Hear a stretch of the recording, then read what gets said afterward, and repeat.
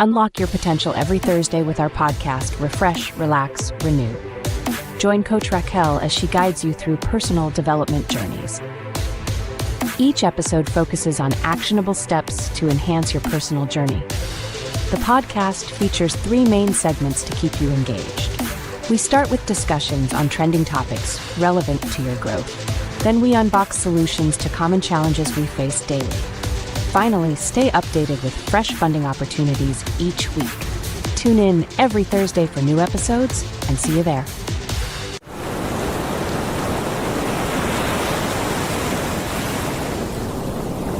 Episode 18. Oh, wow. Oh my gosh. Guys, we are at episode 18. What am I talking about? We're at episode 18, and I am so happy to be here with you. And there's something I just want to share with you right now. Where is it? Okay, so this month, my dear, I'm stacking up. I've decided to build me a security kit. You know, as ladies, we have to become proactive when it comes to our security and staying safe. So this month, I unboxed a little surprise for you. I'm not going to tell you what it is. When you better watch the segment to see it, but it's a little surprise. Yes. And I'm very, very proud of myself because I see myself growing and I see myself taking baby steps to self-care, to getting over my fears, to have owned my voice, because I've been so afraid of my voice for so long. And here I am doing it again. So I just want to say thank you so much for being on this ride with me. Thank you so much for watching, for listening. Thank you for liking, sharing, subscribing, leaving a comment. Please don't forget to like, share, comment, subscribe. This is Refresh, Relax, Renew, and I am Coach Racquel, and I'm so happy to be here with you, to present this to you, to share this with you. I am passionate about it, and I'm just so happy to be here. It's really, really late in the morning. Actually, let me see what time it is. I'm actually filming. It's after 3:30.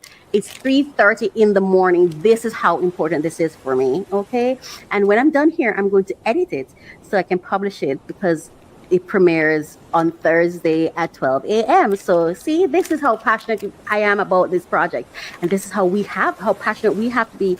They say the heights by great men reached and kept were not attained by sudden flight, but they, while their companions slept, were toiling upwards through the night. Longfellow. That's a part of his name, Mike. Forgive me. I don't remember the full name, but I'll put it there. All right. So thank you so much for watching. Let's go. Let's get into the segment. Let's go. Let's go. I love to open new packages. I want to bring you the latest information on top funding opportunities for entrepreneurs who are seeking funding. Come along with me. I'm Coach Racquel, and this is a passion project for me, so I'm so happy to bring this to you. Thank you so much for listening. Thank you for watching.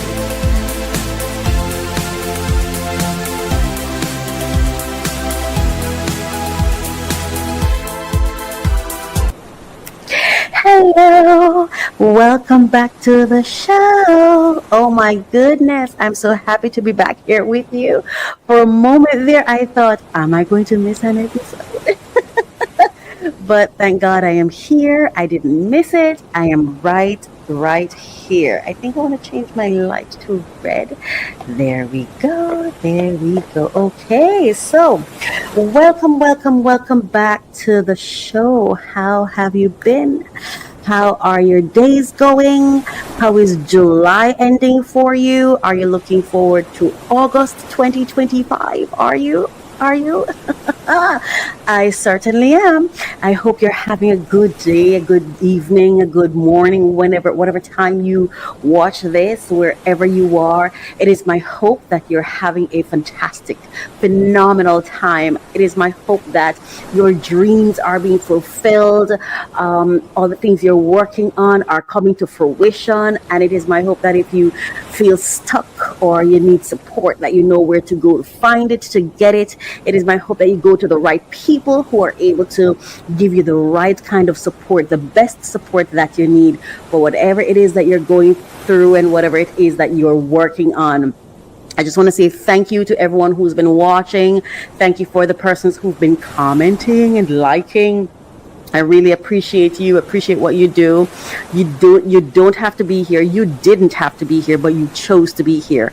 And for that cause, I just want to say thank you. I am Coach Racquel, and this is the podcast, Refresh, Relax, Renew. Refresh, relax, renew. Let's make that a mantra, okay? My prayer today, like today, I've just been talking to God, like, God, I want you to change me. I want you to make me a better person. I want you to make me face the things about myself that I'm struggling to face, the things that I'm afraid of facing. It is my hope and my prayer that you are strong enough and that you are powering through your days, and powering through your changes, because sometimes change can be a challenging thing to face. And for me, I just want to prepare my mind and I want to have an open mind. I want to have willingness when it comes to change. I want to consistently change. I really do. I really, really do, because I want to become a better person. I want to become the best version of myself. And so I don't want to be stuck. I don't want to be stuck in a mindset. I don't want to be stuck in a time zone. I don't want to be stuck in any comfort zone. I want to be the best version of myself, not a version for acceptance or approval, not someone else's idea of me, but I want to be the best version of me for me. And that is what I hope for you. That's what I wish for you. That's what I pray for you, that you are being the best version of yourself, because you know what? You deserve to be. You deserve to be the best, very, very best version of yourself. And you should not have to feel the need to slip into a shade or a shadow of yourself so that other people can feel comfortable and can feel like you're lovable or you're acceptable. No, I want you to feel loved and accepted and approved and valued and worthy as yourself, just as you are. Because you, my darling, you're beautiful, you're wonderfully made. You are not a mistake. You're not a mistake. God was intentional when he created and designed you. And I want you to feel all of that. I want you to embrace all of you, embrace all of you, just love up on you, baby, because you are amazing. You're wonderful just as you are.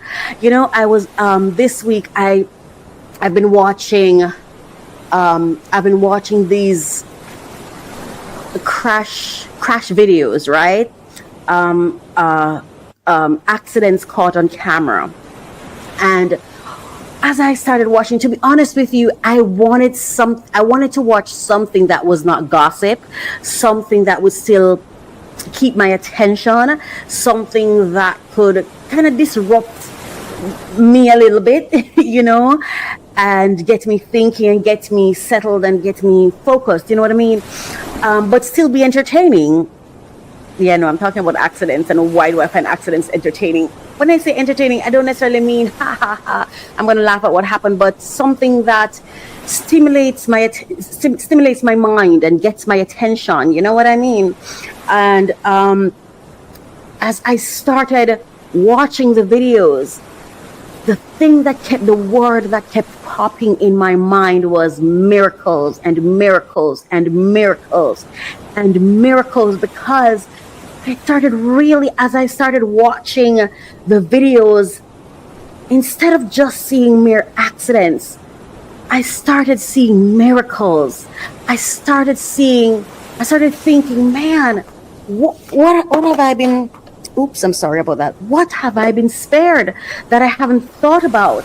Because I think sometimes, right, at least I know for me, that sometimes I get so focused on what's going on with me that I completely neglect to think about what was I spared? What are some of the things that could have happened to me but didn't happen? You know what I mean? And as I was watching the accidents, and none of the accidents that I saw that were caught on camera, there were no deaths. There weren't even any major damages. And I mean the accidents, some of them, there was one of them where a lady flew from one highway onto another highway in her car, in between the power lines, and just landed in front of this family car. And the driver, the husband, he, at first when it happened, he kind of froze, and he's like, oh my gosh, I need to go help her.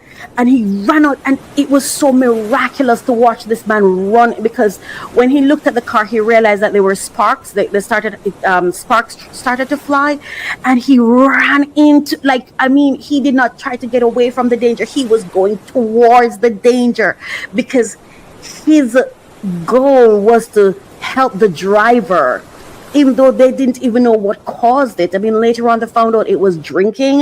The person was a drunk driver, 4 times over the limit. But this man ran into the danger to save her. It was a woman.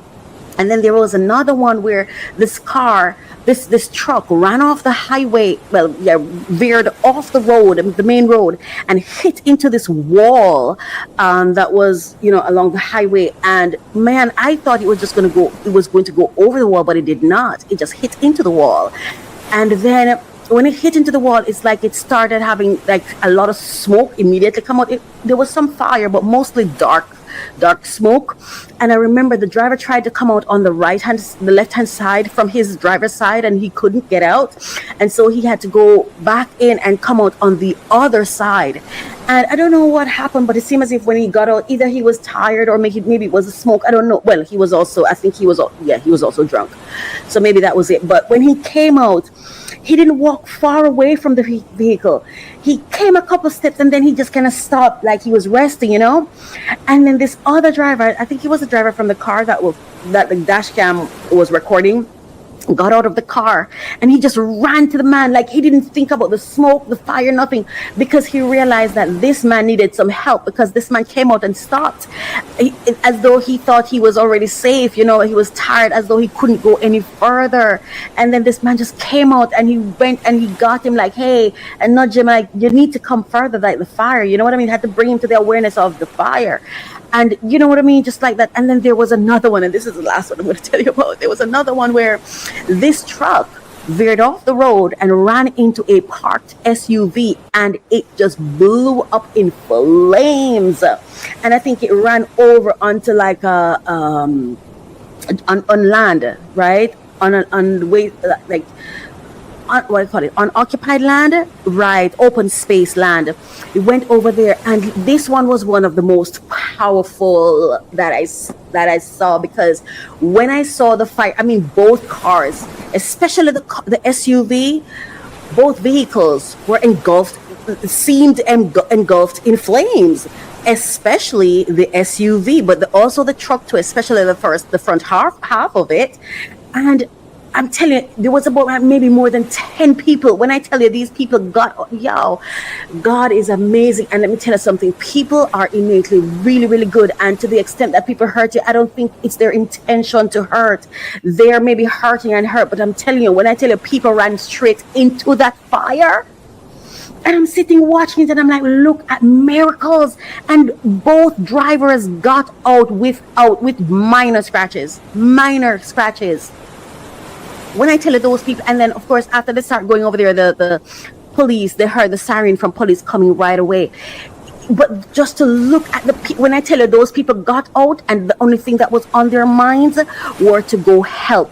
I mean, they went straight towards the fire. And I mean, when I was watching it, like, I literally saw some people went in to help, and then all I saw was still fire. I didn't see them anymore. It was just the fire. They just went straight in. It's like adrenaline or something. Let me tell you something. Love people. Love people and love them hard. Even the ones that you think can't love you back. Even the ones that you think are trying to hurt you. Because I'm telling you, some kind hearts are here. Some angels are out here. We are traveling this land with angels. amazingly wonderful people. And I just want to say thank you to those persons who showed up to help. And thank you to you every time you show up to help, because we're all helpful and we all seek to help those who are around us even if it's just every now and again. To be honest with you, I'm not quite sure how helpful I am. But I think that's primarily because I live alone and I'm mostly by myself. But this being here on the show is one of the ways I'm trying to help become a support system for you, to help to provide information that will be useful to you. But I'm just sharing that to say, God is absolutely amazing, man. God is amazing. God is alive and well. Don't let anyone tell you there is no God, because I promise you there is a God. When I started watching those accident videos, I thought I was going to be seeing accidents. But what I saw, to be honest with you, I think what I was really looking for was just adrenaline rush. I wasn't necessarily looking for terrible accidents or anything, but to see what happens on the road and stuff like that. But I'm telling you, what I saw were miracles, and it just really made me realize how much I've been spared. Sometimes I'm so busy lamenting the traumatic things that I don't stop to think, if this happened to me, how much worse could this have been? Or what other thing could have happened in space of this? I began to start thinking that, I think sometimes like a bigger thing could have happened, but it was diverted. And so a smaller thing happened. No matter how big that smaller thing seemed to us, I just think if we're still here, then life is a miracle because we're surviving it every day. You know what I mean? Oh man, I'm so happy to have you here. Thank you for being here. Truly, truly, truly, thank you from the bottom of my heart. Thank you for watching. Thank you for keeping me company. Thank you so much for spending even a minute, a second here with me. Thank you so much. All right. So I want to share something with you. One of my prayers from my book, Prayers by Racquel Reese. That would be me, Coach Racquel. It's currently available on Amazon if you'd like a copy, or you can go to my website, mycoachministry.com. So I just want to share with you, one of the prayers. You know what? I'm going to share. Okay, let me see if I'm bold enough to do this. I think I want to share my prayer for my husband. To be honest with you, I don't know if I believe in the concept of husband anymore, but I wrote this prayer anyway, so I'm going to go with it, right? I'm going to go with it. Commit it in God's hands, right? So it says,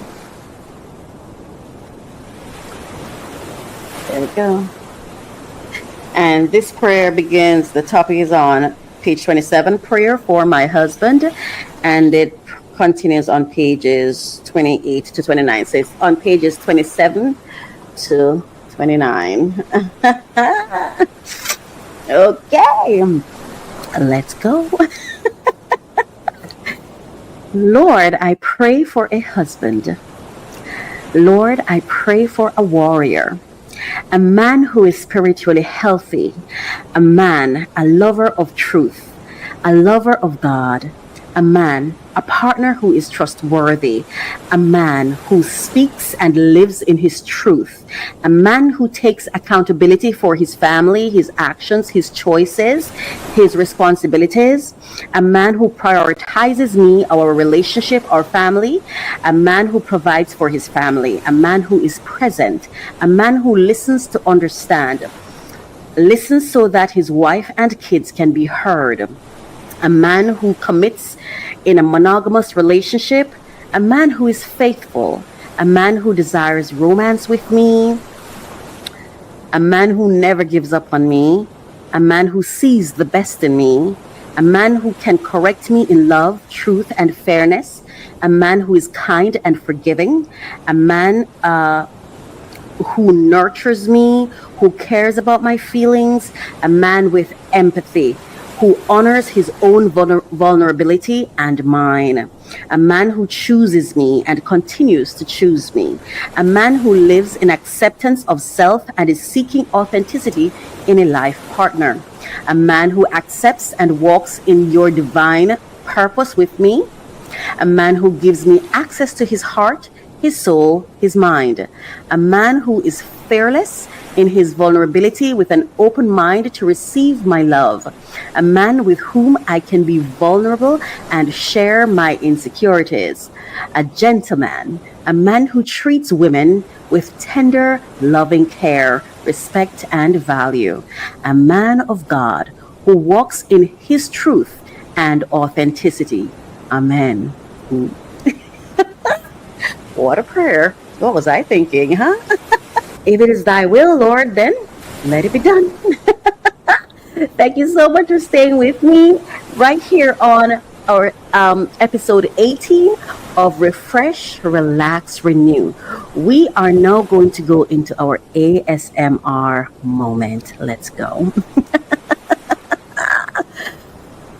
Just reading those words, to be honest with you, I don't know if it's a case where I've been losing faith in love or the desire for love, or it's just that I'm thinking it's not possible. I'm not sure what it is, but to be honest with you, that young girl dream that I have, I don't know, I feel like I've been in fantasy land and I'm waking up from fantasy land, and without the fantasy, I have to be finding what exactly am I desiring them, because what I've had for a very, very long time, I believe, or I'm beginning to think, was a fantasy, and so, but thy will be done. Thy will be done. Let's go to our ASMR moment.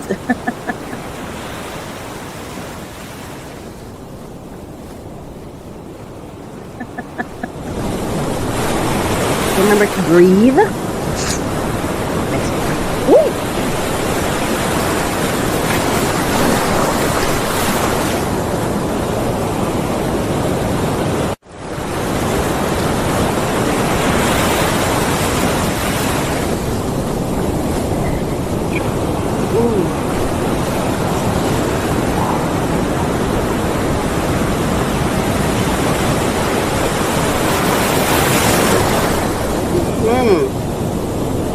I hope you're listening with a headphone or something. It is just far better.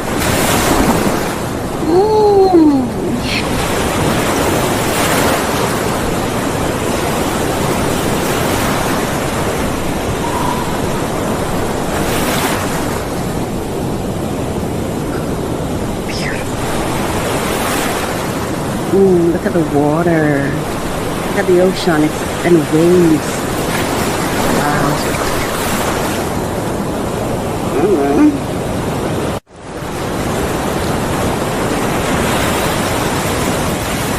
Yeah, beautiful. Wow.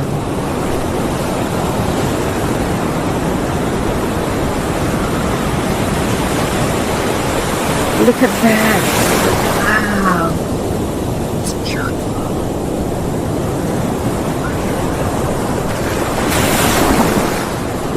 Look at the view and listen to the sound.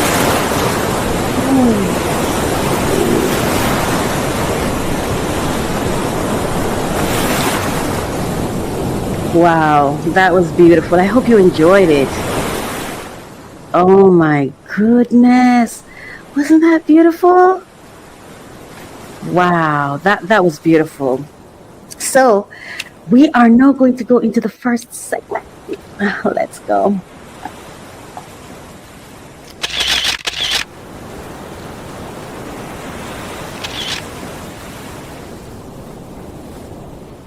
Before we do that, okay.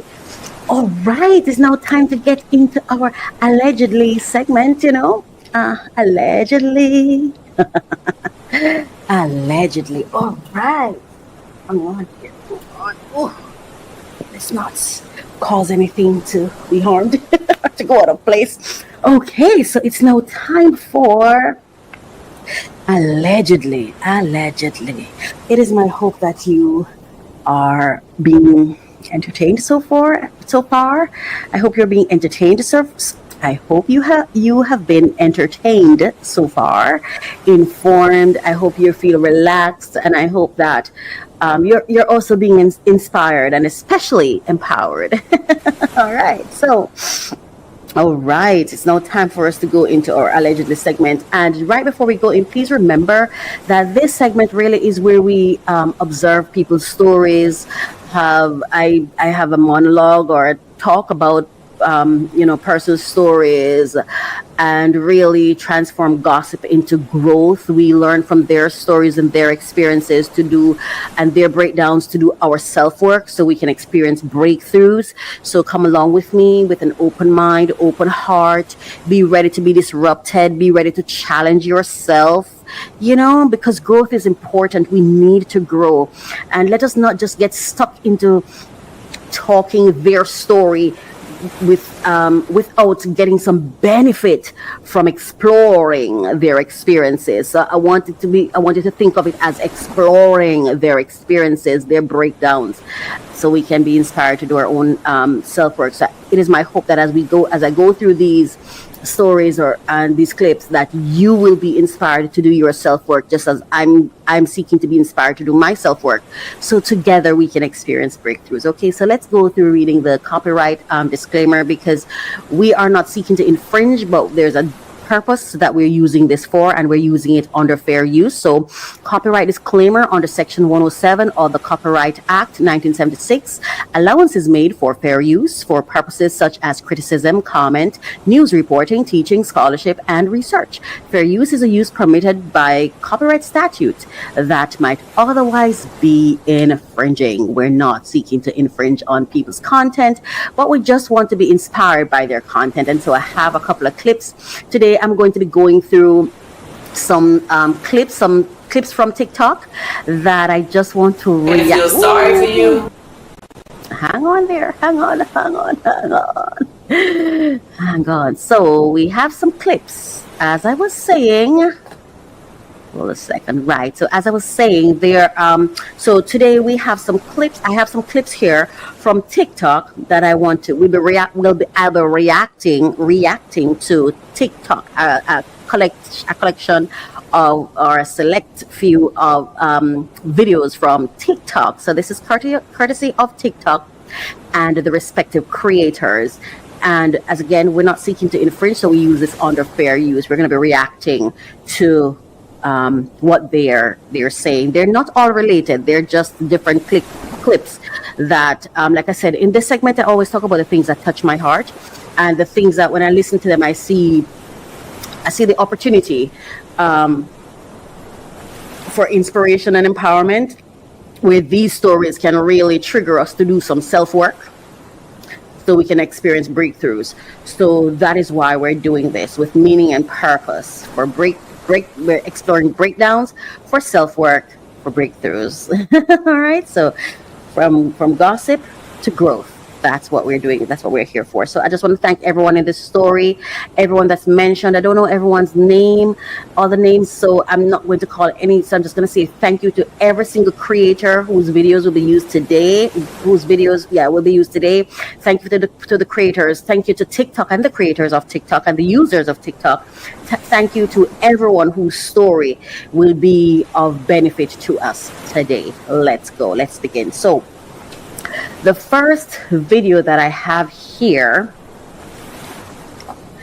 is one from Candy Burris, yes. So let's go from the beginning. If you want somebody to feel sorry for you, I'm not that friend. I done been through a lot of things that I had to push through. So I don't have a lot of sympathy for certain things, you know what I mean? Like, even when people be like, oh, I worked today, I'm so tired, I didn't get no rest, and my mind, I'm like, okay, that's what we do. Come on, I don't feel sorry for you, let's go. You know what I mean? Like, I'm not that friend. You need a woe is me friend. I'm not a woe is me friend, because I feel like you can get through anything. Yeah. And I always tell people, it's like, it can't rain forever. Wow, that what she ended on, it cannot rain forever. I selected this clip because as I was listening to this clip, it reminded me of my own life. That really is the kind of person I am and the kind of person I want to be. I believe you have some persons who are blessed with the gift of counseling and therapy, where you go through the trauma and you explore the trauma and you dig up the trauma and you go through the trauma. Me, on the other hand, I'm a coach. I want to get past that trauma. Can we get past that trauma?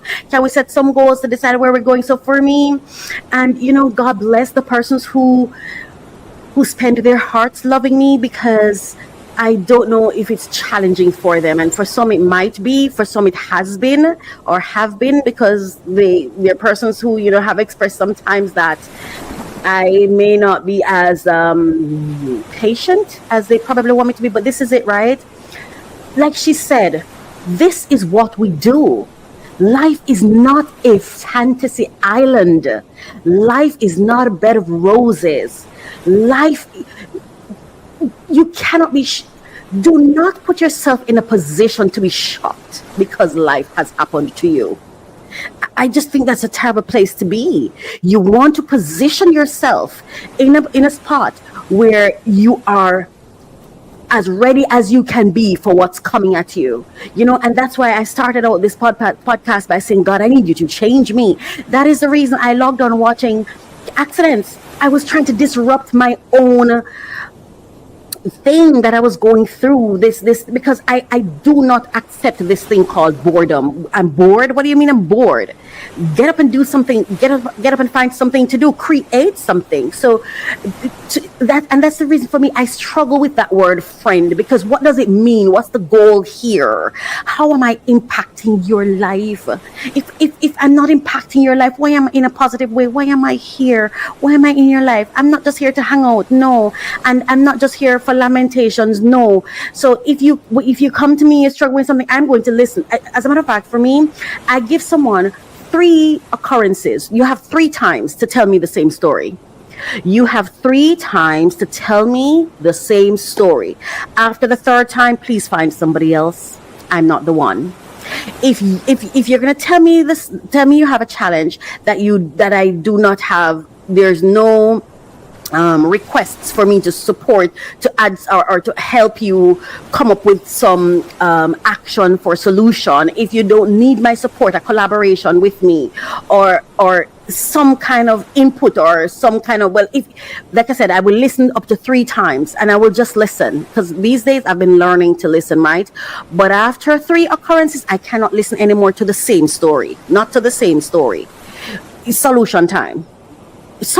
Get up. This is what we do. This is life. And I'm telling you, like I said, when I was watching those accident videos, all I saw were miracles and what we were spared. So yes, feel what you feel, know what you're going through, be clear on it, because you don't want to just run over it either. But don't linger there for too long.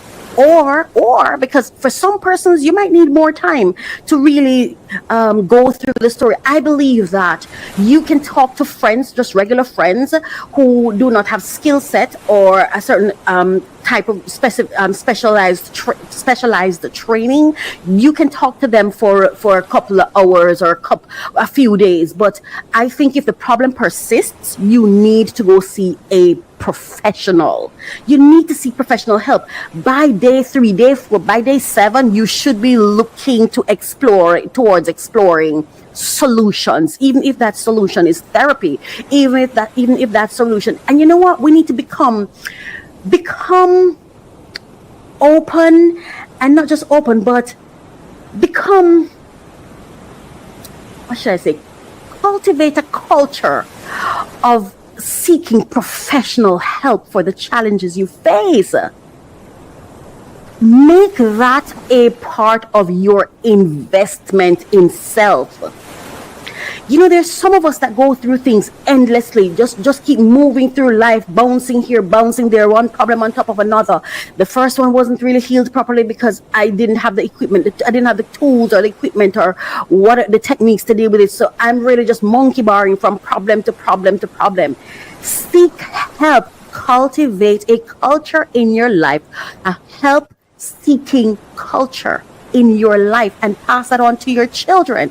Teach your children not just to go tell friends their business, but to find professionals that you pay for them to keep your secrets, for them to be obligated to protect your data, your problems, your information. Like, I don't even know if we take this as seriously as it's supposed to. You just pick up, let me just talk to a friend. This friend, based on the fact that we're just loosely friends, you hope that you can trust them. But how much are you going to how much do you really want to divest to just a regular person, just a friend who has not signed any obligation for privacy, no NDAs for you, unless of course you're going to have all your friends in your network sign NDAs. That's an option too. And do not blow it up, and don't think because maybe you're not as wealthy as you think you might need to be to have an NDAs. Anyone can have an NDA. We can have a verbal NDA. Hey, whatever we discuss for the life of our friendship is between us. Well, I tell persons around me, you have the right to tell your story based on your experiences with me, because what I don't let someone else regulate what I decide what I'm going to say. I'm the one who decides, you know what, this is a secret and I don't want anyone else to know, so I'm not telling anybody. Nobody. As a matter of fact, when I'm going through challenges, let me tell you how I feel about my quote-unquote problems or issues. I call them challenges. Because I understand that pain is profit, I don't just hand over my pain to anybody. I really don't, because my pain is too valuable. That's where my wealth is. My wealth is in my trauma. My wealth is in my problems. My wealth is in the challenges that I face. So I protect that. And I'm not just going to share that with just about anybody. I will go seek professional help where when I'm done, I understand the problem and I understand how to leverage the problem. Yeah. So be mindful of that. Like, you try, what kind of friend are you? Well, tell me in the comment section, what kind of friend are you? Are you the kind of friend who everybody comes with their problem and you sit down and you listen to it? You also have to be careful about the weight that comes with problems. When people come and dump that on you, you also have to be mindful of that too, and also this is how sometimes you can identify unique skills in yourself, where you may be somebody who's able to listen longer than I can. You know what I mean? That's a benefit. And also sharing your or having a shoulder to cry on is a benefit of having a friend. So there are lots of opportunities here, but there are a lot of bonding opportunities, and also there are a lot of learning opportunities. But overall, know who your friends are and know who to go with the problem. Okay, and know who you can take it to for a day or 2 days or twice. You can talk about it twice. For me, it's 3 times. After 3 times, if I'm not going to be useful in helping you solve it, then I don't want to hear it anymore. After 3 times, that I don't have the capacity. It's capacity. It's not, I have empathy, I have compassion, but you have to know your capacity. And I know I don't have the capacity, because after the third time, it's now going to become my burden. And I don't want that. Not unless I'm intentionally deciding, let me help you carry this. And the only burden I will carry is a burden that's open for me to collaborate to fix it. Because I am not carrying a burden endlessly. We're not doing that, And I also have to be cautious that one of the reasons I don't like to take it beyond 3 also is that I don't want your problem to become such a weight for me that I need to go tell it to somebody else, whether that's a professional or not, that I have to unload it elsewhere. No, I don't want to do that. So it's my boundary is also to protect the person who's coming to me. You know what I mean? So don't be afraid of having boundaries and sharing your boundaries and being clear on what your boundaries are, no matter what kind of relationship you have. You've got to preserve yourself too. All right? Awesome. So thank you, Candy, for that clip. Let's go to the next clip. I don't believe nothing you can read, homie, about God. I don't believe nothing you can read about God. And you gonna tell me about God something you, me, or now, mother talking have ever seen or spoke to? How you gonna tell me about God based on your personal comprehension? Everything that a preacher preaches, everything that a religious leader speaks out of his mouth is based on their own personal reading comprehension. I don't believe that a man is telling me about a God. Show me a Jesus. Show me a Muhammad. Show me a Gandhi. Show me a motherfucker that can't read but that can write a Quran.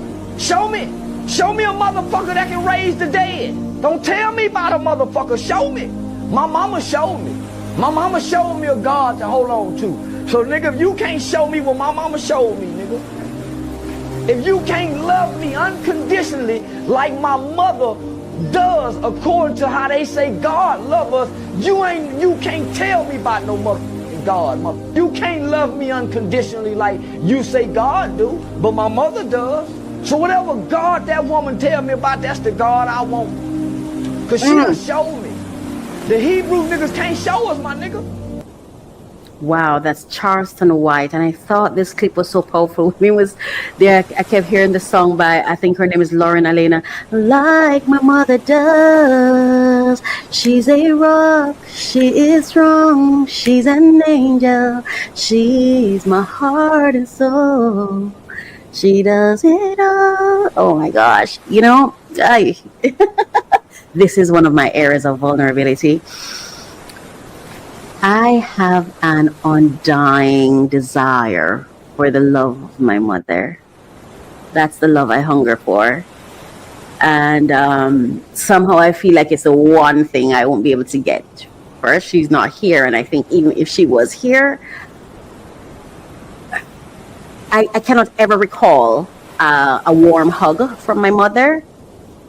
And so as he was there talking, for him, it's his mother, but for me, it's my dad. It's my dad. And also for me, it's my childhood experience, because I felt like as a child, the challenges I went through, the only thing I had to hang on to was what I learned in Sabbath school and Sunday school. And I think that's where my fantasies began. And also from the movies that I fell in love with, because I started romanticizing family, and I thought, yes, one day I'm going to have my own family. And fantasies, oh my God.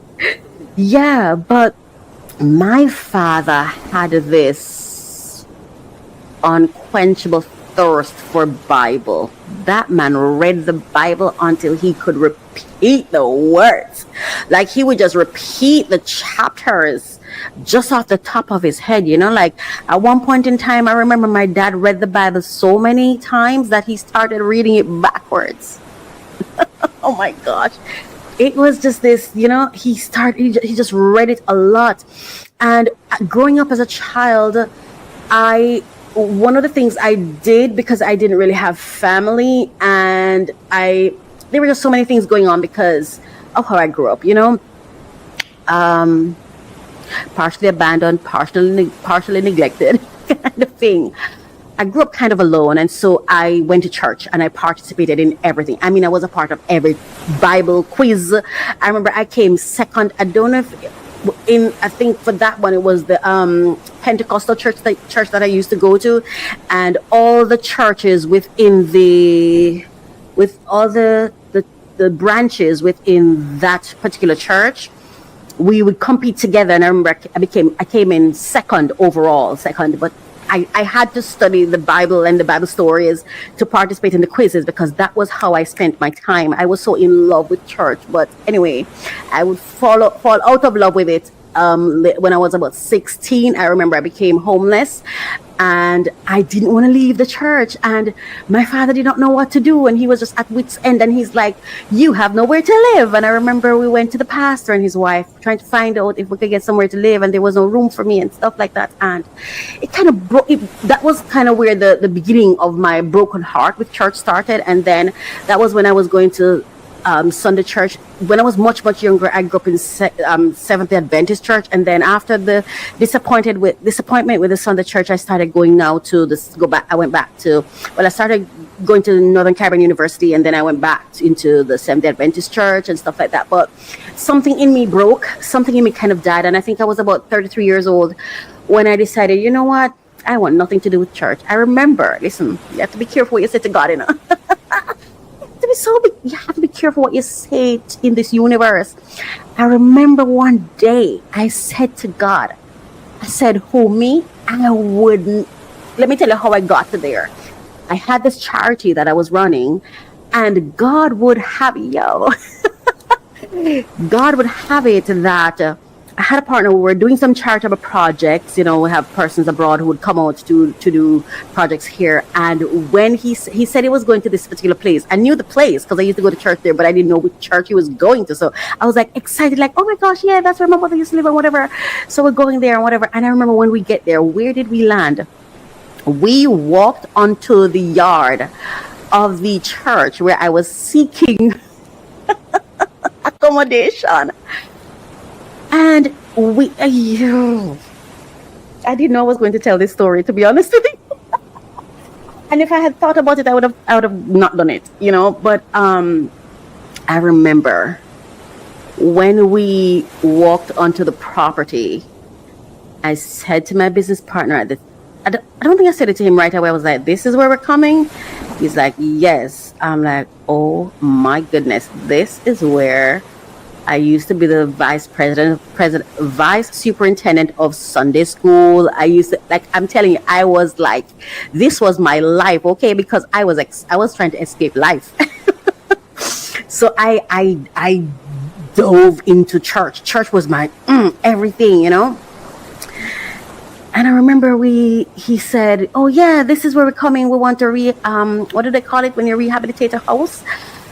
And I remember they started walking through the house on the property, and I guess I was extra quiet. And I remember he was like, "What, dear? What's wrong? What's going on?" And I remember saying to him, "This is the house that we are thinking to raise money to refurbish, to reestablish, to rebuild. This is this is a house." And I'm like, "You've got to be kidding me, because who, me? And they did not give me any room at the inn? You must be crazy." And I remember we walked through the entire house, and that was the first time I saw inside the house. And I'm going to tell you what the pastor, the husband, it was both the husband and the wife that was there. And at the time I was mad at them, but I'm not anymore, because I don't know why they felt the way they did. But I remember when my father came and he's like, "I don't know what to do with her, because she doesn't want to leave. She doesn't want to leave, and she has nowhere to live. Do you have like a spare room or anything? I'll pay the rent, whatever." She just does not want to leave. And I'm there bawling because I don't want to, because where am I going to go? Where am I going to go? Anyway, as we started walking through the house, I don't remember how many things, but this was what they told us at the time. I'll never forget. I think it was a wife that responded, and she told my dad that they're the headquarters, and based on my memory, and that they don't have any room, because every year for 2 weeks they host a convention there, and that's where the people stayed. And I remember my father, when we left, my father's like, "You see, now this is where you're killing yourself to be. 2 weeks out of the year they have guests, and you are here all the other weeks out of the year, and they don't care." That's what he felt at the time. For me, I just didn't want to leave. I wasn't processing all of that at the time until later on, when I started feeling like, man, like all that time that I dedicated, like they just didn't care what happened to me. But I ended up staying with another sister, and that was a whole other thing. But anyway, I'm very, very thankful. But that day when we went there and we were walking through the house, I was sitting there thinking, dear God, this must be a joke. This must be a joke. And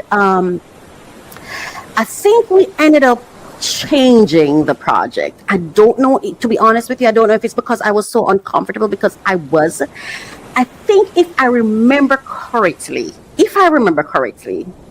I think when I said to my partner, I told him after, he thought I was so silent or whatever, and I think I told him what happened, and he's like, "What? We're not doing it. Come, let's go." We're not doing it. I think that's what happened, but I don't fully remember, to be honest with you. I don't fully recall if that's what happened, but I think that's what happened, because it was really bothering me, and I think I was actually saying to him that I don't even think I can stay inside this house. Like, it was just too much for me, because when I started realizing it has a lot of rooms, I think it had like about 1 or 2 bathrooms. It didn't have a lot of bathrooms, and I thought maybe could that be the reason? But it did have rooms. But they know what they were faced with. I don't know. Not that I've grown and I really look back at it. They know what they were faced with. I don't know. But I'm telling you, as a child, I was really, really hurt, because for me, I felt like I couldn't leave this looking back, I realized that for me, the church was more than just my consistency. It was life for me, because the rest of my life was so miserable. That I felt like, here I feel like I have something, I belong somewhere. And then I think what it was, I felt like I did not belong anywhere. But I think eventually we didn't do the house, but we ended up doing, I think it was a garden. Yes, we did a garden for the church. Yeah, because I had told him that I was not going to be participating. I didn't have the emotional bandwidth to do it at that time, so yeah. And I remember, this is what I was going to say. I remember, I think I was about 33, yes. And I said to God, I will never, ever, ever. And I think it was around that time. I said, I would never work for a church again. Ever, ever, ever, ever, ever, ever. I'll tell you something. I think it was 2016 I made that statement. And I'm telling you, that was the year my life turned upside down. Yep. My life turned upside down, and I lost everything that I had. I don't know if it's connected or not, but I'm just telling you what happened to me, okay? I can't tell you everything because the story is it's a lot, but I remember when I made that statement, I'm like, oh, I would never, right now, right? 2, 3, 4. A couple of my clients are actually faith-based, and I actually some of them, I can't count right now in my hand, but quite a couple of them. Yeah, but anyway, and at least 3, I think it's 3 or 4 are churches. But this is the thing about it, and I will not lie to you. I have a variety of clients, right? Different people, different organizations, different backgrounds.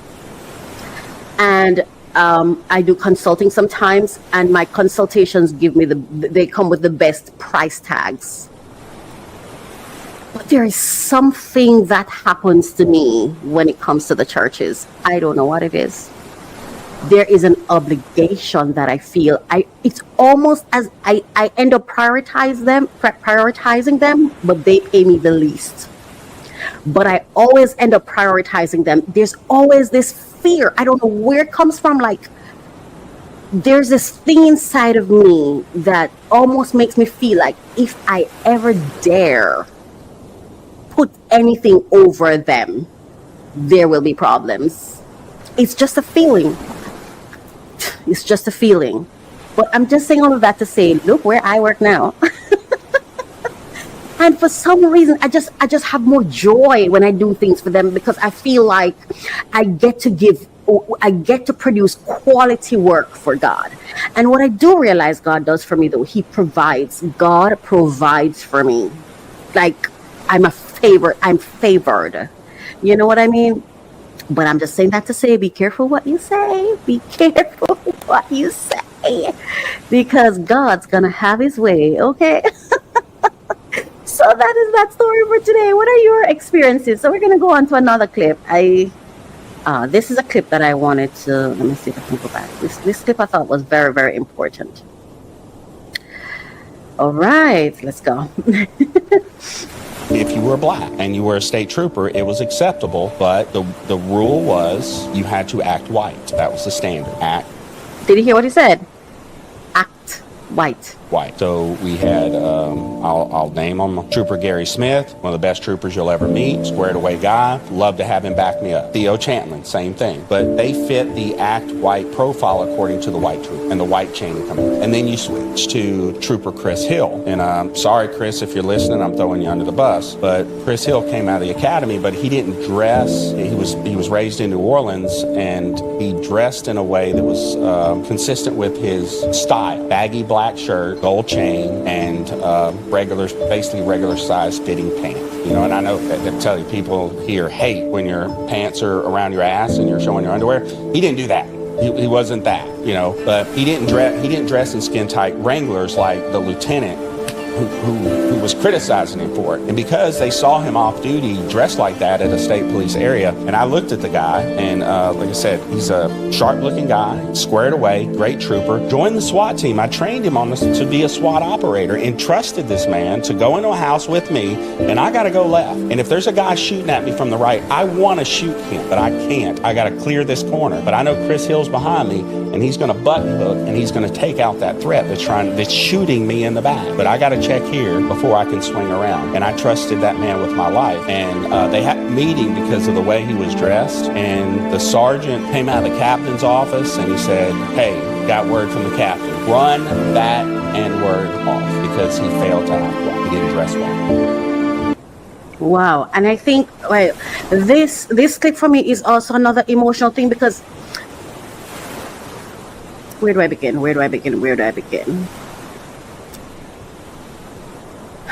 Act white. I feel like I've been told to act white since I was a child, even though at the time I didn't know that's what was happening to me. But there is this, I will call it, I'm not going to call it a main culture, because it isn't. It may be accepted as the main thing, but the European culture is not a main culture. I don't think there is a main culture in life. It's just that some cultures we disrespect and just not give them the honor of recognizing and acknowledging them, right? But I feel like ever since I've been a child, I've been expected to act white. It's like it's the standard, and then we criticize people, we marginalize people, we ostracize. Listen to what happened to the man. And then what I never understand is with my people is that we keep saying racism, but we don't act like it's happening. Then we just run around and we have no loyalty to our own people. We don't even secure economic futures for our own race. But we're out here. I just never understand it. I don't mean to be disrespectful or anything. I recently had someone say to me, I made a comment, and the person said, "Aren't you racist? And aren't we all equal?" Because he was saying, so aren't rich black men free to make their own choice? To be honest with you, I think I lost some respect for you when you said that. I just feel like a black man should be thinking of a black family. I'm just going to say it. That's just how I feel. But the truth of the matter is, when he said that, he was so wrong, because on my post I said, love who you love and leave the rest of us alone. As a matter of fact, I say that a lot on my channel, on my platform. And if you really, really, truly are following me, don't just jump off on the first part that triggered you. Read the entire thing. If you really follow me, then really check to see what I'm about, and not just run off with a headline or a part of a post that I made. You know what I mean? And I say this with respect, because this is somebody I respect, really, you know? But I'm really like, I've got to see you for who you are. And listen to what this man said. But why shouldn't they? Because guess what happened, right? We have adopted that belief too. I remember when I worked in an office or whatever, and I had to go to work, I was so frustrated because I felt like I was not dressing for the temperature I lived in. I wasn't dressing for the culture I lived in. I wasn't dressing in the interest of the locale where I was. You have to put on, let me tell you something. So when I see especially men dressed like black men dressed in suit and tie and whatever, honest to God, they just look so uncomfortable.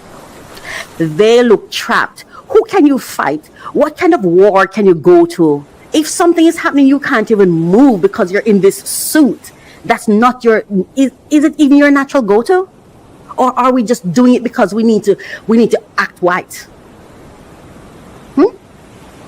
I remember I couldn't even, I don't know what happened to me, but there came a time where it's like I had to cover my hair. I had this thing where I need my hair covered. Even now, I still cover my hair. It's like this thing where I don't feel myself until I tie my hair, I cover my hair. And whenever I did it to go to work, because it was really, I don't know what was happening to me, because I've had processed hair before. I had all these things. Yeah. And it wasn't even my choice. I've always preferred my natural hair. For some reason, I just love moving my hand through my hair, and I love to feel what it feels like, you know? And I remember I decided I'm not putting any relaxer in my hair anymore. And I remember I was going through this phase where tying my hair meant something to me. I wasn't even clear on what it was yet. So I really didn't go to like my HR and say, hey, I feel like I'm going through a religious, because it wasn't religious or anything. It was just finding myself. It was just something different that was happening to me. And I remember when I tied my hair, they're like, no, you can't tie your hair to come here. Why not? Why can't I tie my hair to go to work? I'm here to work. I'm not here to model. I'm not here for you to look. When will we break these shackles? When will we just be? Can I tell you, it's a challenge for me to listen to anyone who is talking to me about God and is dressed a certain way. I can't even hear you. You need to look like yourself. It's like what the guy said before. Don't tell me about a God that loves you. Show me a God that loves you. If you love God so much, why can't you represent the natural state in which He made you? And I'm not saying that you can't wear something. I don't even know how ladies do wig. And I'm not mad at you for your wig. If that's all, listen, love who you love what you love, and leave the rest of us alone. I'm just telling you, I don't get it. And you can't sell me insurance in a wig. You can't sell me anything not being yourself. Because why would I trust you? Why ever would I trust you to tell me about God when you have a wig on your head? I can even understand braids. I can understand something that's plaiting. I can understand your lipstick. But honestly, for me, like, I feel like if I'm coming to you to talk about the God that I know, I don't want to tell you Bible. I want to demonstrate to you. I want to tell you through my testimonies. It's testimonies I want. Tell me your testimonies and I will figure out if God is in it. Listen, when will we stop acting white since we claim racism? Since we say racism, well, when will you shed the racism that you speak about so you can advocate for the changes to happen on the outside of you? We want it to happen in the offices. We want other people to accept us, but we haven't even accepted ourselves. Are you really, really sitting there telling me that in your most natural state you are comfortable and you represent God to the best of your capacity and you love it? Because it is very difficult for you to convince me of a God when you hate the way He made you. That's just how I feel about it. I am sick and tired of having to act white. And the act white is so in us sometimes, like even the way I'm speaking right now, I've been robbed of my culture, my authenticity, my identity. I don't even know who I am. Oh my gosh, I got some disappointing news. I started the process on Ancestry.com I wanted to do my DNA test because I'm trying to learn who I am. And it never came, and so I had to cancel it and everything. I know I have to be going back over because I really, really want to know who I am. So I'm going to have to find another service to do it. But I really, really want to do my DNA test because I want to know who I am. Because I don't know who I am. And I understand that to an extent, there's some of us who are still, we grew up in their culture, in the white culture, and it became a part of us, right? But when for me, it's worse when we sit on the heights of this white culture, looking at people in their culture and in the very culture that we come from. Like there's some Jamaicans who have migrated, and when they see their fellow Jamaicans back at home, or even those around them who they feel are beneath them or not as astute as they are, the criticisms. Child, stop it. You've been robbed of your culture. And we are okay with it. Are we really truly abhorred? Is that it? No. Are we really truly what's the word I'm searching for? Are we really truly not accepting of racism? Do we abhor racism? Are we really truly just disgusted by it? And don't just say yes. Think about it, because if you are, then shed it first before you ask for it to end. You shed it. Shed it from your wardrobe. Shed it from your mindset. Shed it from your language. Shed it first before you go out there and ask institutions and organizations and other people to shed for you to feel comfortable. If racism is such a horrible thing, I dare you to begin to shed it at home. Shed it from your person. Shed it. Stop acting white. Stop talking white. Stop dressing white. Stop mimicking. Stop covering your authentic self. Shed it. If racism is such a terrible thing, I dare you to shed it and start walking in your real culture, wearing your real cultural adornment. And I dare you to confront the religion, the belief systems that you have that are still under the shackles of this racism that you abhor. I dare you to check yourself. Check your religion. Check your biases, your prejudice. Check it. And after you yourself have shed the racism that has taken a hold of you, then you can come out into the world and ask other persons to end racism.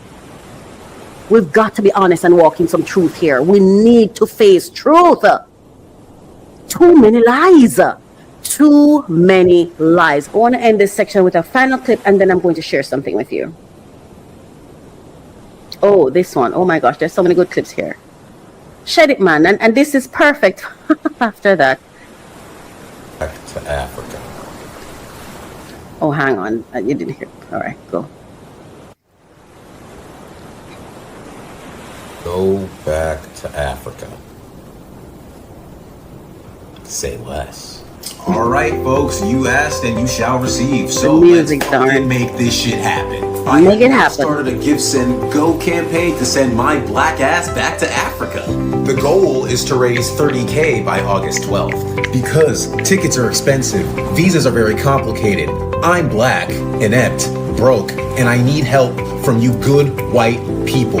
Please, don't just waste your time and energy writing angry comments in my comment section. Actually do something about it. Do something about it. You can actually make a difference. Every dollar that you donate gets me one step closer to disappearing from your perfect America. Fund it. Far, far away from you and your fund the solution. So help me leave for good. It's a win-win for everyone. And here's a final clip. Fund it. Fund it. You have to respect yourself enough to self-correct. A lot of us are doing things, engaging in activities, being around a certain crowd or people that's not serving us. But because we don't want to be the one that stands out, we don't want to be embarrassed, we want to feel like we are a part of something. We sit in a crowd that is not aligned with us. Quite and I want to frankly, say this. I want to share this. You see, even with that whole racism thing that we so want to get rid of, do we want to get rid of racism, or do we want to get rid of the aspects of racism that makes us uncomfortable? The parts of it that we don't align with, the parts of it that we don't like, the parts of it that are unpleasant. Are we truly against racism, or just the parts of it that we do not like, the parts of it that does not serve us personally? You see, some of us cannot change because of the way we treated others who are different from us. Others who did not surrender to the pressure, others who did not surrender to the requirements for change, others who decided, I'm going to remain authentic. We have been so horrible to our own that some of us can't find repentance from racism because we're going to have to face all the comments we made, all the marginalizing that we did, all the shame we placed on them. Some of us find it so hard, but I still say change if you need to. If it works for you, because you can't do it for me. This is something you have to do for yourself, for your generations. you're really going to be raising a generation of wig-wearing people? That's your legacy? I'm not judging. I'm just saying. This is not a criticism. I'm just asking. On that note, let me go to the next part of what I want to share. We have to face the truth of what is happening, or we will forever live. We will deliver a legacy of lies. We have to face the truth of it head on. See it for what it is. See it for what it is. And many of us, we find it hard to change because we know how we have felt about people who didn't change or who didn't adapt to the enslaved mentality, and we know how we handled them, and we're also afraid they may treat us the same way, or others may treat us the same way. Just as you looked at somebody in their natural hair and tell them they weren't beautiful, for you to take that wig off, you're now concerned that they may tell you you're not beautiful. But because I know I self-manage, and I don't care what state I'm in, and I don't care what I've done or said, I'm not afraid of shame. I made my peace with shame. I made my peace with shame. Now, here are 10 key reasons criticism can be a form of oppression, especially when used abusively or systemically. Remember what they said about Chris? And because they didn't like his dress code? Okay. Some of us, my skin tone, my people, do that to our people. And I see it happen a lot with persons who have migrated, and when they go back home, they criticize everything the people do. Oh, they're so barbaric. Oh, they have no discipline. Oh, they have no this. What is discipline? What is that? Because if anything that did not come out of my mother's womb with me is something we adapt, which means it's not a necessity, and it's not of God or nature.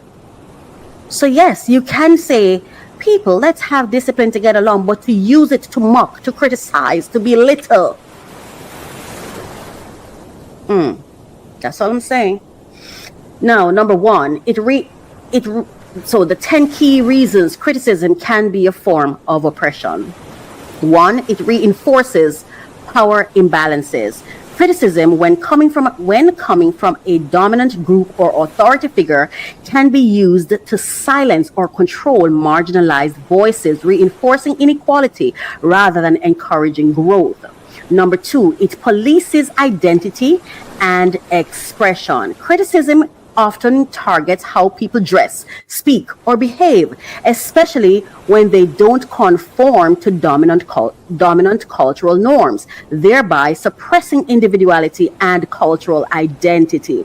Number three, it destroys confidence, not just behavior. Oppressive criticism focuses on personal worth rather than specific actions, leaving individuals feeling ashamed, inadequate, or invisible rather than empowered to improve. Number four, it becomes a weapon, not a tool. When criticism is constant, harsh, or unfair, it turns into psychological warfare, used to break someone's spirit rather than build their skills or awareness. 5, it invalidates lived experiences. Critics often dismiss or undermine personal truths, especially from women, children, LGBTQ+ individuals, or people of color, by labeling them as too emotional or overreacting. Number 6, it silences growth and creativity. Fear of being criticized shuts down curiosity, exploration, and innovation, especially in communities already fighting to be heard or seen. Number 7, it normalizes verbal abuse. When society excuses harsh, demeaning language as constructive criticism, it blurs the line between feedback and emotional abuse, especially in families, schools, and workplaces. Number 8, it provides perfectionism and shame. It promotes perfectionism and shame.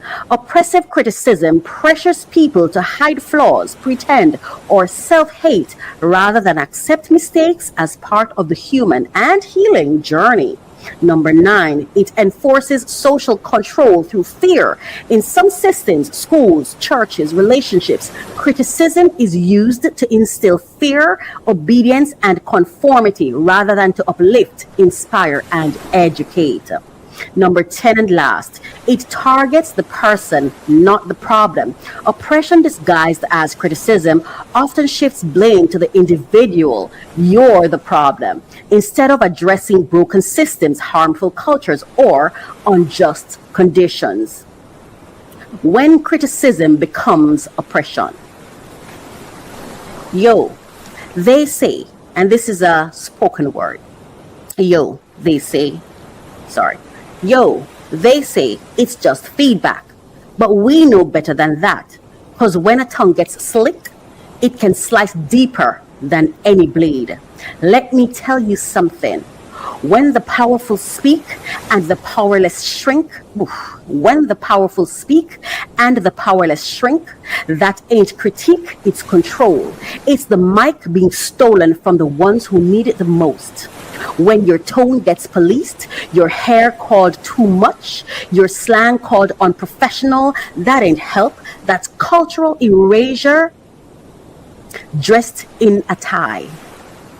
Confidence gets killed slow. Why do you do it that way at a time? Criticism that don't care who you are isn't love. It's a chokehold. You ever been talked at, not talked to? That ain't correction. That's humiliation in disguise, especially when they smile while doing it. They tell us you're too emotional when we're finally brave enough to speak truth. They gaslight pain and rebrand it character building. Ever seen a child stop dancing because someone laughed? That's criticism killing creativity. Oppression doesn't always scream. Sometimes it whispers, you're not enough. They call it tough love. We call it trauma. Verbal abuse wearing a suit still hurts like it came from a street corner. Perfection becomes a cage. Flaws become sins. And suddenly your whole life is an apology for not being polished. Criticism. That happened to my dad. I'm going to tell you something. Anyway, let me do this first. Criticism ain't always honest. Sometimes it's fear. Sometimes it's power flexing, like it owns your voice. And the worst part, they never touch the system. Just blame the soul. Point the finger at the broken instead of the breaker. So next time you call it feedback, ask yourself this: is it freedom or is it a muzzle? Because when the truth cuts deep, don't blame the wound. Don't blame the wound. Because when the truth cuts deep, don't blame the wound on the one who bleeds. My dad used to do this thing that I didn't understand. Like when we're out in the public, he was behaving like a madman. And I remember he'd talk funny, and I'm like, why is my dad talking like that? Like, that's not how we talk at home. Like when we're back, when he and I are together, when we go to the gully, to the farm, or whatever, that's not how he talks. And then I later realized that my dad did that to protect me. He behaved like he was crazy, so nobody would think to go where I was, because most of the times I was by myself. So he had little things that he did, and it was his way of creating security, because they became so scared of him, and because he was a Rasta or whatever, they were scared that he did certain things or whatever. But I know that all my dad did was read. But I got to understand it later. But it is important for us to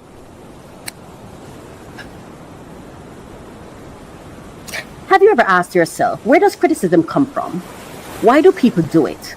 Why do you sometimes do it, even when you don't want to? Let's unpack it together. Criticism at its roots comes from within and around us, from psychology to culture to survival instincts. It's more than just feedback. Number one, it's insecurity and ego defense. Research shows that people who criticize when their own self-worth feels threatened. Research shows that people often criticize when their own self-worth feels threatened. According to psychologist Roy Baumeister, those who with fragile self-esteem are more likely to lash out with judgment or critique, especially when they feel exposed or challenged. So sometimes criticism ain't about you. It's their mirror, not your mistake. Number two, learned behavior. We grow up in homes, schools, and churches where criticism is normal. It's taught as discipline. But let's be real. What it really teaches is fear, perfectionism, and silence. We learn to criticize because someone once did it to us. Number three, cultural conditioning. Some cultures enforce obedience through harsh correction. Others say, don't speak unless spoken to. In these environments, criticism is control, not connection. According to Hofstede's cultural research, high-power societies often use criticism to maintain hierarchy, not build harmony. And number four, evolutionary roots. Back in the day, way back, criticism served a purpose: keep the tribe safe. If someone acted out, they'd be called out to protect the group. This is that thing where they said, oh, I have to call you out. What is that? You should rethink it. But today, criticism can become a weapon, used not to protect, but to shame. What once helped us survive now sometimes stop us from thriving. Childhood and attachment. Children raised around constant criticism may internalize it as normal. They become adults who either fear criticism or dish it out before anyone can hurt them. According to attachment theory, criticism is often a coping mechanism for people trying to feel in control. It's not always about judgment. Sometimes it's about fear. And number six, social media and clout culture. Let's talk about the internet. Studies show that negative content spreads faster than positive content. In today's world, people criticize publicly to go viral, to feel morally superior, or simply to feel seen. In a world where clicks equal currency, criticism becomes a clout-chasing tool. So where does criticism come from? From pain, from power, from protection, from the pressure to be perfect. But here's the thing. You don't have to pass it on. You can unlearn the need to tear others down. You can speak truth without trauma. You can offer correction that heals, not harms. And I always say this, right? Well, criticism doesn't have to be a cage. It can be a choice. And I also say this. Do not criticize those whom you don't celebrate. As a matter of fact, I'm not saying you shouldn't correct people, but I would think twice before. And let me change that. I'm not telling you what to do. So I try not to criticize those who I don't celebrate. And I live by this. If I don't celebrate you, it's not my place to correct you. But that's just me. This is not true. This is not my indirect way of disrespecting anyone or trying to call anyone out or anything like that. Again, this is a space for empowerment where we can both learn, and so we can become better for ourselves and each other. All right. So those are the 10 reasons criticism can become oppression, and also been sharing it with you. Where does criticism come from? Now that we have completed this segment, we are going to go on to the next segment.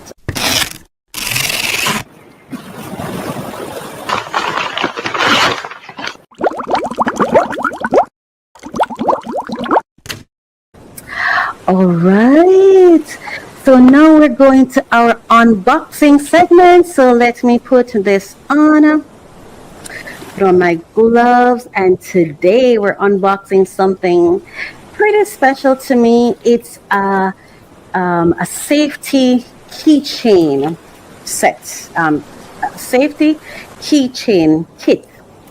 All right, and I'm very happy to be unboxing it today. I've been waiting patiently. Oops. for it to get here, and now it is finally here. Oh, here we go. Right, so the first thing we do, remember, remove our private information, right? Okay. Okay, a little bit of an issue here.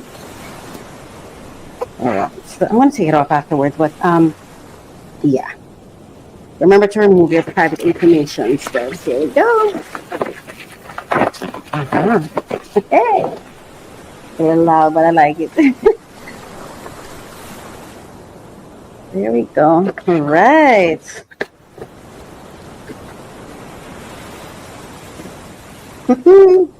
All right. So this is, you can see it on the screen. Let me show you the pieces that are in it. We have that for hearing. This here. And we have this piece. And these are holders. You can see it on the screen that I'm showing you, right? Let me see if it's showing you what they're for. Oh, sorry. Let me show you this one. There we go. That one will show you what they are. And we have this one. And this one. This is what, I'm not sure what they are. And this is the pepper spray. Pepper spray. Oh, yeah. And then we have, these are all some kind of security thing that you can use, like if you're in a vehicle or whatever. This is a knife. It's a knife, right? A cutesy bracelet. Then we have this, and then we have oh yeah, this one is the stunt gun or something like that. Yeah, this. Oh yeah, and then there's one more. They're not labeled inside the box, but you'll see them on the screen because I'm sharing a screen. And for those of you who are listening to this and you're not seeing it, you can go to our YouTube channel. Go to my YouTube channel. You can either go to @mycoachministry on YouTube or @Global Urban Media on YouTube as well. This is another one. Yeah, and they all have their unique purposes. So, yeah, that's the package for today. And now let's go on to our unboxing tip for today.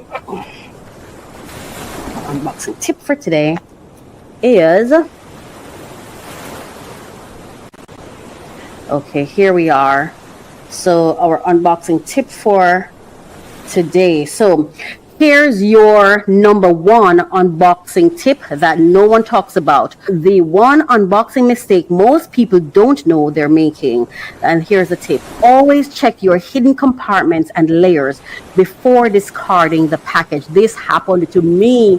I purchased some pitchers, right? And the glass pitchers, they come with this wooden tag that you put on the bottle, and I forgot to search the rest of the box and I lost them. I was so hurt. So y'all ready for this? Here's the number one unboxing mistake that most people don't even realize they're making. They throw out the packaging too soon. Yup, before checking for hidden flaps, trays, inserts, or compartments, because brands today, they're slick with it. Manuals, accessories, even warranties are often tucked under cardboard layers or embedded in double-bottomed boxes. I made this mistake once that I was saying to you and threw away something I really wanted, the labels for my jars. It still hurts. And here's why it matters. You could be missing cords, instructions, discount vouchers, even refund policies just because you were too quick to clean up. The solution to this? Treat every box like a puzzle. Before you toss it, flip it, shake it, and gently pull apart each section. Don't let excitement make you careless because the solution you need might still be in the box. So please let me know if you'd like Any other tips from any specific tips with regards to shopping hauls, unboxing that I can resource for you? Oh my gosh, that's our unboxing for today. Oh my gosh, thank you so much for staying with us so far here on Refresh, Relax, Renew. And now we are going over to... Are you an entrepreneur or business owner looking for ways to increase the business cash flow? Well, you're at the right place. Go grab your pen and paper, then let's begin. Bear in mind, conditions apply. All grants have specific deadlines. For more information, please visit our website at www.mycoachministry.com.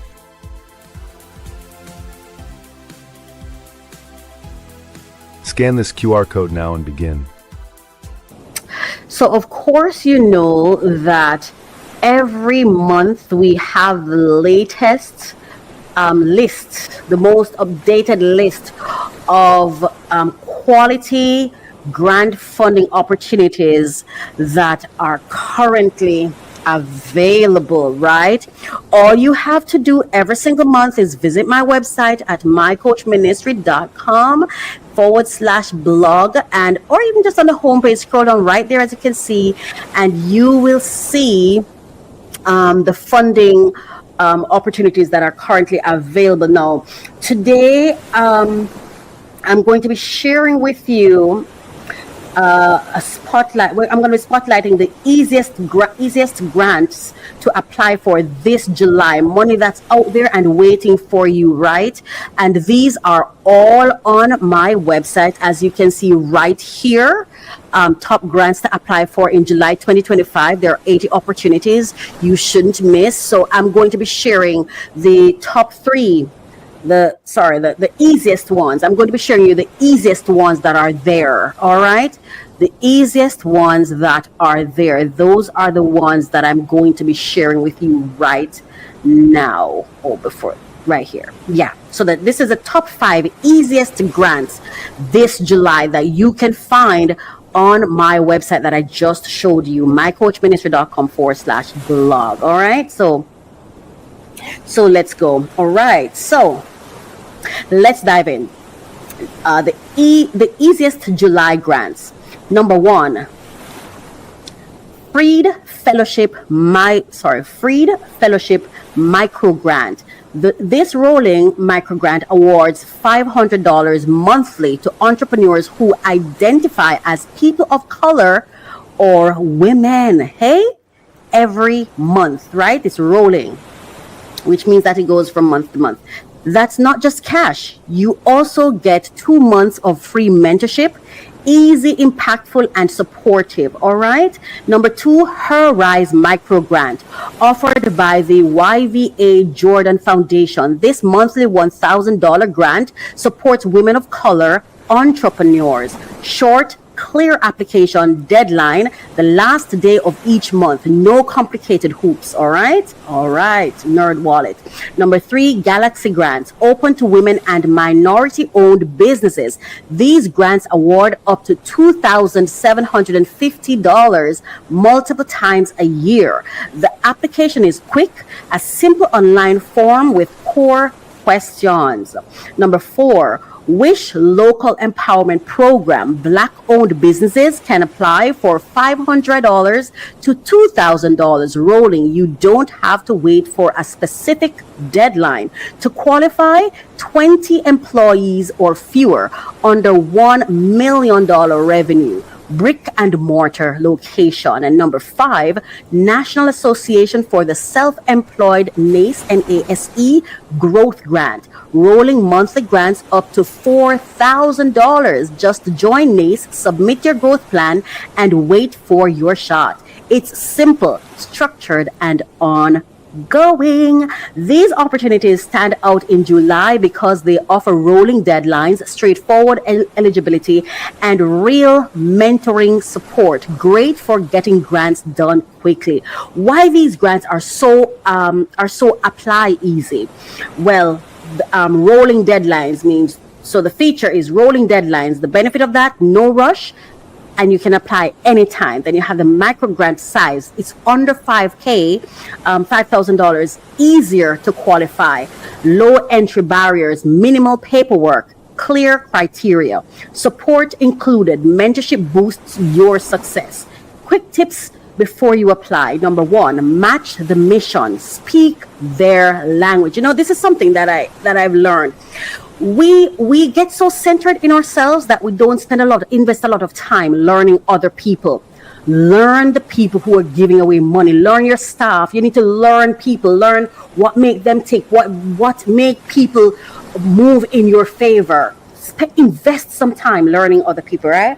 So, match the mission. Speak their language. You're asking them for something. Empowerment, community, growth. Number two, have a clear purpose. Know exactly what the funds go toward. One precise goal. Number three, show measurable impact. Use simple stats like increase sales by 20% or serve 50 more clients. Number four, create a basic budget. Even microgrants benefit from itemized costs. And number five, proof and polish. Clear, confident, free of jargons. Have someone vet it.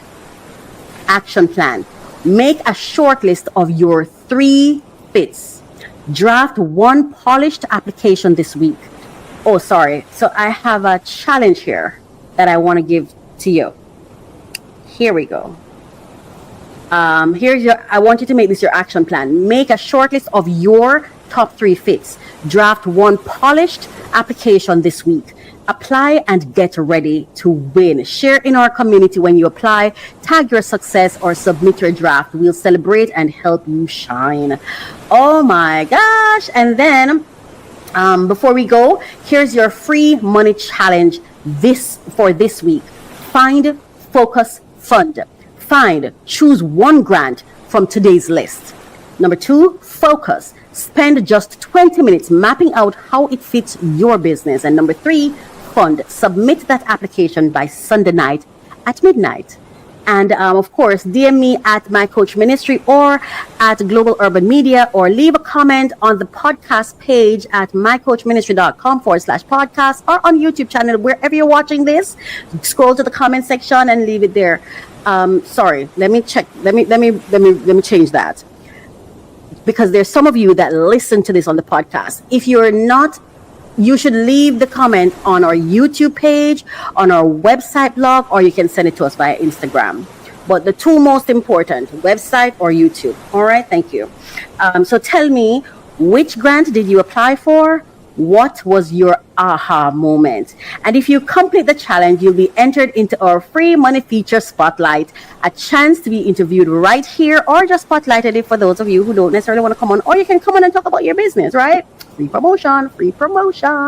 A chance to be interviewed right here on the podcast to inspire others. Free Money Wednesday. You know, you can tune back in to hear this entire segment on our Free Money Wednesdays, because Free Money Wednesdays isn't just about money, it's about the movement. Okay, so go get yours. Thank you so much for staying with me today on this program. It was such a pleasure for me to share this with you. And of course, you can go to our website, mycoachministry.com/blog for all the details on our blogs. All right. Thank you so much. Oh my goodness, we have come to the end of today's episode, and I want to say thank you.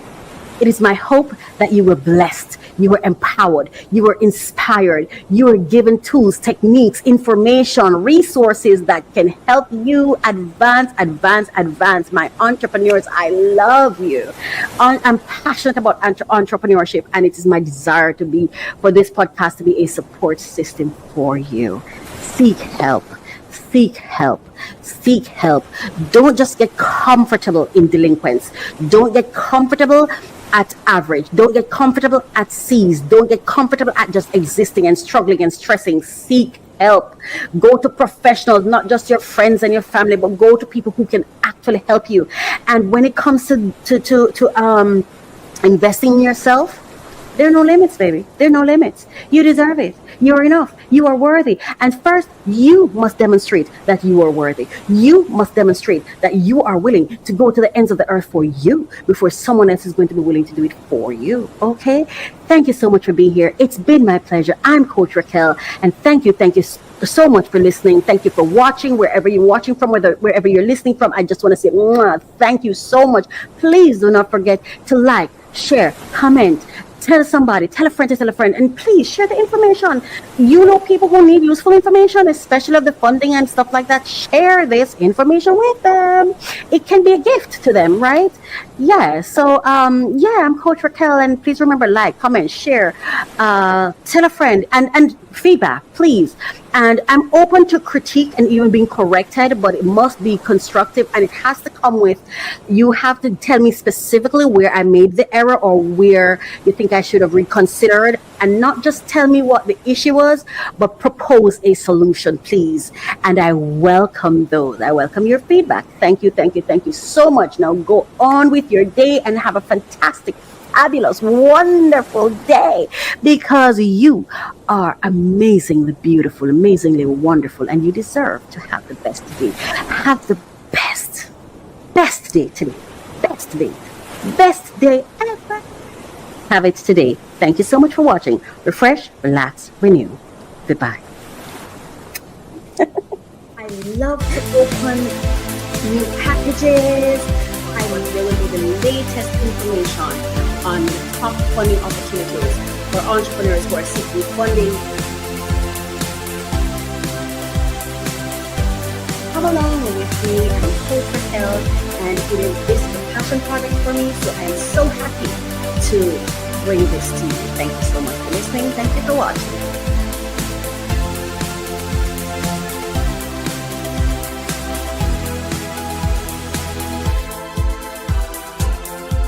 Unlock your potential every Thursday with our podcast, Refresh, Relax, Renew. Join Coach Racquel as she guides you through personal development journeys. Each episode focuses on actionable steps to enhance your personal journey. The podcast features 3 main segments to keep you engaged. We start with discussions on trending topics relevant to your growth. Then we unbox solutions to common challenges we face daily. Finally, stay updated with fresh funding opportunities each week. Tune in every Thursday for new episodes, and see you there.